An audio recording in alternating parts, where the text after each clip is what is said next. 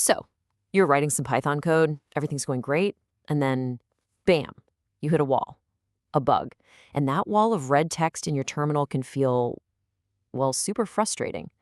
But what if I told you those error messages are actually your most powerful clues? Today, we're going to demystify the art of Python debugging and turn you into a full-on code detective. First things first, let's just get this out of the way. Writing code that has errors doesn't make you a bad programmer. Nope, it just makes you a programmer. Honestly, the real mark of an expert isn't that they make fewer mistakes, it's that they find and fix them way, way faster. So let's completely shift our mindset here. Let's approach this like a detective story. Every single bug, every error message, it's not a roadblock. Think of it as a clue left at the scene of the crime. And our job? It's to piece those clues together and solve the puzzle. Okay, so every investigation has to start with learning how to read the evidence. When your code breaks, Python doesn't just give up on you. It actually leaves a super detailed report. Our first job is to learn how to read that thing. Before we really dive in, let's define our main culprit, the bug. It's basically any error that makes your program act weird. And here's a little fun fact for you. The term is totally literal. Way back in 1947, a real moth got stuck in a computer relay, causing it to malfunction.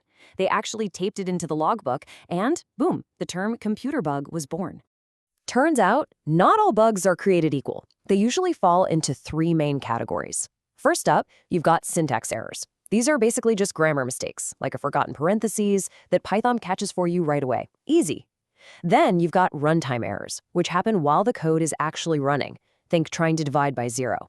But the sneakiest ones, the real masterminds, logical errors. The code runs perfectly, no crashes, but the final answer is just plain wrong. Python can't find these for you, and that's where our detective work really begins. So, when one of those runtime errors happens, Python gives you what's called a traceback. Now, I know it looks super intimidating, but listen, there is one golden rule that simplifies everything. Always, always start reading from the very bottom. That last line is where the most important clue is hidden. Right there at the bottom of that traceback, you'll find everything you need to crack the case. You've got the error type, which tells you what went wrong. The error message explains why it went wrong. And most importantly, the file and line number give you the exact location of the crime scene. All right, so we know how to read the clues. Now we need a plan of attack. Just randomly changing your code, hoping something works, that's a dead end. The best detectives and the best programmers use a systematic method to hunt down every single bug.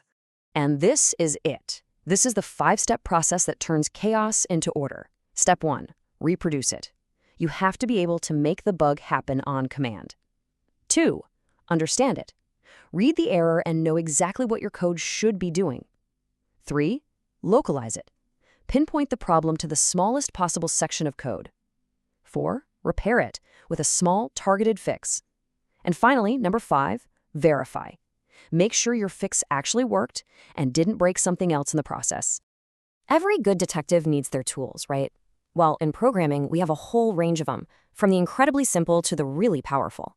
Think of it like a doctor's bag. Sometimes all you need is a simple stethoscope, but other times, you gotta bring out the high-powered microscope. Our two main tools are print statements and a formal debugger. Print debugging is our stethoscope. It's fast, it's simple, and you can use it anywhere to kind of listen to the heartbeat of your code. A debugger, on the other hand, is the microscope.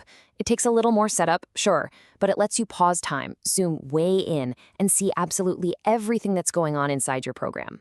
Seriously, do not underestimate the power of the simplest tool. By just sprinkling a few print statements throughout your code, you can literally watch your variables change and trace the exact path your program is taking. And pro tip, using f-strings is a fantastic way to keep that output clean and super readable. And hey, speaking of f-strings, here's a little trick that's going to save you so much time.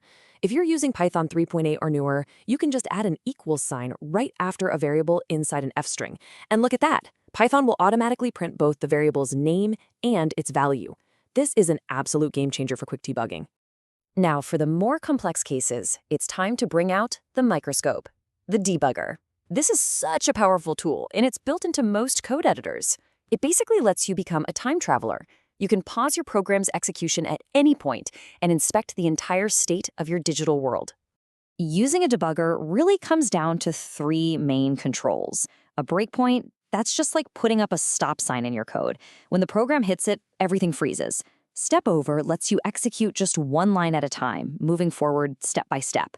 And continue tells the program, okay, run at full speed until you hit the next stop sign. Okay, so finding and fixing bugs is a crucial skill. We've established that. But you know what's even better? Writing code that doesn't have bugs in the first place.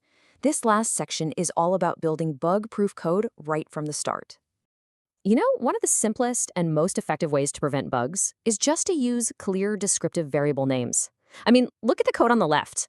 X, Y, Z. What does that even mean? It's a mystery. But the code on the right, with names like price exclude VAT, that tells a story. It explains itself, which makes those sneaky logical errors much, much harder to make. You'll find that most bugs love to hide in what we call edge cases, those weird, unexpected situations. So, before you call a piece of code done, always run through this mental checklist. Ask yourself, what if the input is empty? What if a number is 0? What if the user types something bizarre? Thinking about this stuff ahead of time will make your code incredibly robust. As you're getting started, you are going to run into some classic mistakes. Pretty much everyone does. Here are 3 of the most common ones to watch out for. Using a single equal sign when you meant to use 2 for comparison. Forgetting that the input function always gives you text, a string, not a number. And, of course, the famous off by 1 error, especially with ranges. Just keep an eye out for these. And above all, just remember the KISS principle. Keep it simple. It's a bit blunt, but the idea is solid. Whenever you have a choice between a complex solution and a simple one, always, always go with the simpler one. Simple code is just easier to read, it's easier to test, and it has way fewer places for bugs to hide. Wow, we have covered a lot of ground in our little investigation today. So let's do a quick wrap-up and summarize the key clues to take with you on your coding journey. So remember, errors are your friends, they're clues, not catastrophes. Always read those tracebacks from the bottom up. Use that 5-step method to stay systematic and organized. Get comfortable with both your tools, print statements for speed and a debugger for real power. And most of all, focus on writing simple, clean code from the very beginning. Prevention really is the best cure. So I'll leave you with this final thought. Debugging isn't a battle you have against your computer. It's more like a conversation. The next time you see an error pop up, don't get frustrated. Just lean in, look at the clues it's giving you, and start by asking your code a really simple question. What are you trying to tell me?